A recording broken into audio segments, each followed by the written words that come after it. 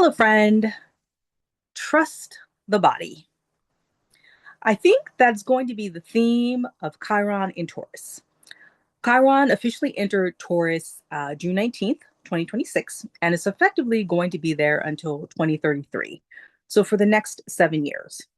And I wanted to talk about some of the themes that I'm feeling intuitively that's coming up with Chiron and Taurus and how I feel it's going to be interacting with a couple of other major transits like Uranus and Gemini and Pluto in Aquarius. Um, and Chiron is the wounded healer. Chiron is always showing us where we're learning, where we're growing. Well, actually, all of astrology effectively is doing that, in my opinion. But Chiron, I often think of as the test before the testimony. That's what I heard growing up in, Southern Baptist churches, that you can't have a testimony without the test. And I feel like that's what Chiron can often represent in the natal chart and also just in these larger astrological transits. Taurus is ruled by Venus. And so Taurus is about stability, grounding, our resources. It often governs the food supply. So Chiron and Taurus, I think it's going to be interesting. But intuitively, what I'm picking up on is that Chiron is going to be asking us in the next 7 years how to be more grounded in the body. And I may be looking at my notes from side to side. That's what's happening here. Um, it's basically about making the body the source of truth. I've been talking to people about Uranus and Gemini, which can bring a lot of information that's fast and furious at us. There can be a lot of chaotic communication with Uranus and Gemini. There can be a lot of misdirection and falsehoods and just outright lies as the shadow side of Uranus and Gemini. A lot of people are feeling anxiety around the evolution of AI, and that's only going to continue to be more prolific and have more of an impact on all of our everyday lives. And so it's going to be more difficult to discern fact from fiction, to figure out what is the truth. And my intuition is that being in the body is going to help us really know what's true and what is not true. And I like that Chiron is going to be in Taurus basically effectively for the same time that Uranus is in Gemini.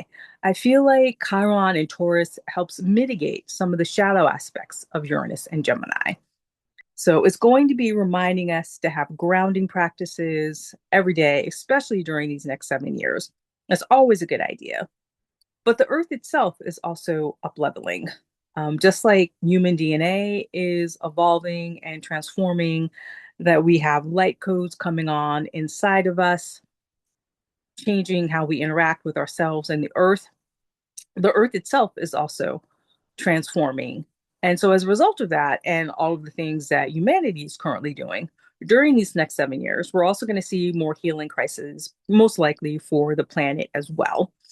And that I intuitively feel is serving as a wake up call, is showing us that we need to care for and protect and heal the earth as a way to remind us that we have a relationship with the earth, that the earth supports us and we need to support the earth. And that in the process of healing the earth, we can heal ourselves and humanity as well. And so part of that will probably be weather disturbances, and also just as a result of Uranus and Gemini affecting the power supplies, the grid, electricity, that sort of thing.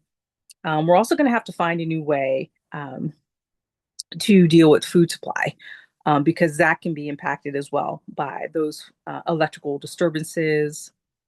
We're also going to have still in the background Pluto and Aquarius, which is disrupting governmental systems and how major structures, infrastructure operates. And as a result of that, there might be temporary food shortages or food supplies. And so Chiron and Taurus is going to ask us to come up with new solutions around that, as well as Pluto and Aquarius, because we're going to be developing new ways of dealing with actual infrastructure, governmental systems. And so I feel like they're all working together to say, here's how you can use this energy to transform institutions and systems. In particular, if you live in urban areas or cities, we'll probably see the rise of maybe hydroponic farming or indoor gardening. as a result of some of these power disruptions and the destabilization of governmental systems that rule how things get distributed, including the food supply. And I know at first all that can sound really scary, really terrifying, really overwhelming. And I want you to just take a breath, breathe. This is not the time to, worry about the apocalypse. Don't use this information to send you down that rabbit hole. Instead, use it as a way to focus on solution, to think about new ways to be innovative in your own life and in your own world.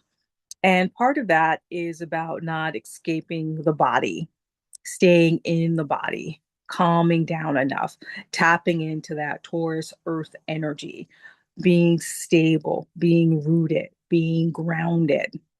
Because when you can give yourself permission to do that, to fully breathe into and out of the body, to be fully in the body, then you can calm down enough to begin to see the solutions that are always within and around us.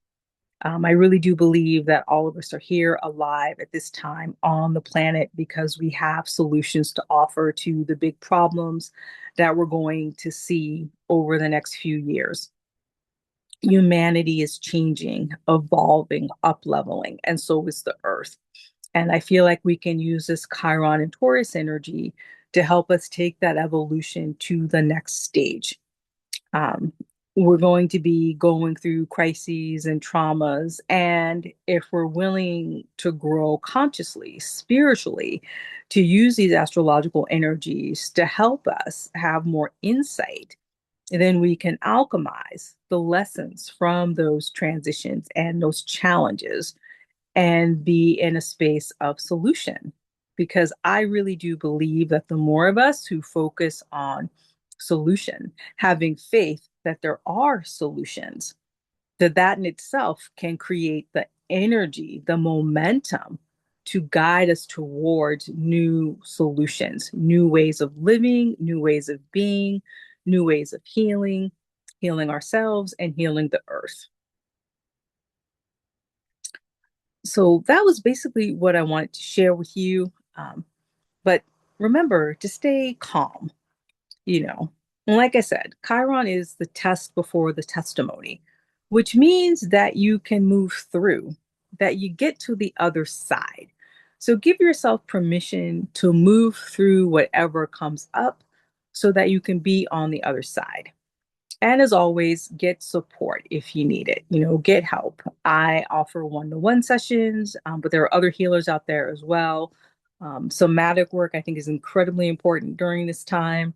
So massage, breath work, body work, yoga, whatever helps you get more into the body and stay in your body, whatever helps you relax the nervous system or expand the nervous system. I also do energy healing, Reiki in my one-to-one sessions. When I do a longer section, I have a 30-minute for $100, and then I have a 90-minute that's $244.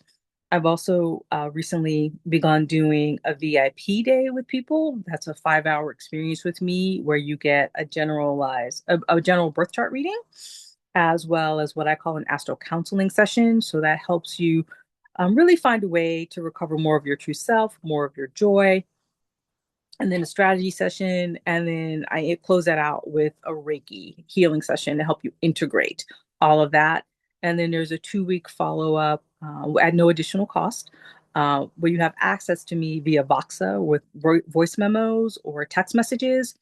And then during that 2-week window or towards the end of it, I have a 1-hour follow-up session. And all of that's included in the one price of the $997. So that's not additional cost for the 2-week follow-up or that further integration session like a couple of weeks after the VIP day. So if you want to sign up for that, you can email me. If you have questions, I'll have my email down below. Again, Darice, and I am an intuitive astrologer, energy healer, and basically I like to walk people through the process I discovered for moving from despair to joy. I spent a lot of years not really being excited about being alive. And not really knowing what I wanted to do next or how I wanted to move forward or what the second half of my life would even look like. And thanks to astrology and Reiki and a lot of other healing modalities and therapy, I was able to get to a place where not only am I happy to be alive, I'm actually excited about being alive. And I want to share what I have to offer with the world. And so I'd like to help other people go through that same journey as well. Get to the place where they are willing to be alive and thrive and live from their joy. So that's basically what I have for you today. Um, Always take care of yourself, eat well, high nutrition food, stay hydrated, exercise, spend quality time with loved ones, and always remember to honor the light within you.